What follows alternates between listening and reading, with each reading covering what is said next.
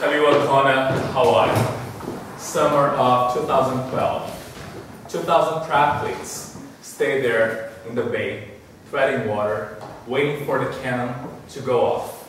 This will be the 40th edition of the Ironman Triathlon.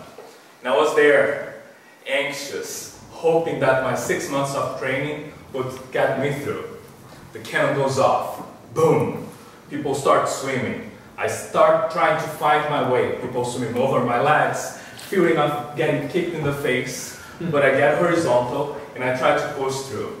Just as I'm gaining momentum, the wind picks up, waves on top of my face. And the balloons, if you think about it, Ironman triathlon is really starts with a swimming course, then there's a bike and a run. So there in the bay to delineate where you should swim, there are balloons that were put in a rectangular way, and you're supposed to swim in the outside perimeter of this rectangle.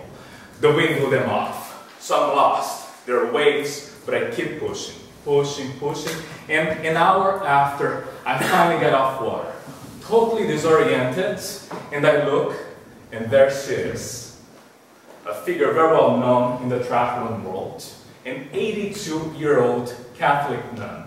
I had just been beat by an 82-year-old Catholic. So I'm telling you about Sister Madonna Buter. She's well known in the triathlon circles, known as the Iron Nun. She was 82 then, 87 years old now, and still running triathlons and Ironman style marathons. I got to talk to Sister Madonna earlier that day, and you could see the life just coming out of her eyes. It was like, I want that. I'm 32. I don't have the energy that you do. What is the secret? You know, and since then I started seeking what the secret is. I came across a book called Blue Zones, which talks about 5 places on Earth where you have the biggest number of centenarians. David Buettner was the person who wrote it, and he basically stayed with these 5 communities, and he tried to find a thread that linked them all. And looking at these threads, at these common things, I could see that they really exemplified Sister Madonna's life. The place that Dan visited were Okinawa, Japan. He was in Sardinia, Italy. He was in Icaria, Greece, Costa Rica, and actually Loma Linda, California here, very close to us. So these are the 5 places on Earth with the biggest number of centenarians. He spent time with them and tried to learn what the lessons were. He came across 9 lessons that united them all. We're going to go over 4 today. My speech will I'll give half of it tonight, the other half in a couple weeks. So these 4 lessons are exercise, reduced calorie intake, spirituality or religion, and a life purpose. Exercise. Gotta keep yourself active. And the beauty of these 9 lessons is that they not only prolong your life, but they give you energy right now. You know, so we're talking about quality of life and quality of life beyond. So exercise. You see my Sister Madonna, the Iron Nun, she runs to her church. She's in Spokane, Washington. She ministers. She's a bereavement counselor. And yeah, she runs to her church. She bikes to a lake 3 times a week. And then she swims. So I work in finance. Long hours in front of the computer. Right? And now I know. If I get home and I don't have energy, that's not the right thing. That's not the right way to go. Gotta keep yourself active. Right? The next one is caloric restriction.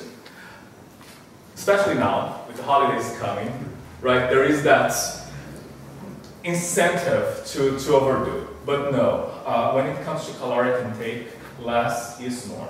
And if you look at Sister Madonna, she's about this high. You know, and she really only consumes what she needs.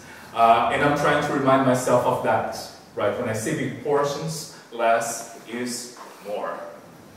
The third one is an active spiritual or religious life. And I don't need to talk about the Catholic nun, right? She lives that. She lives that spiritual life. I'm Catholic myself. But to be honest with you guys, I can become complacent and really only go to church on the major holidays, on the main events. But no, spirituality is important. There are many questions that we don't have the answers to.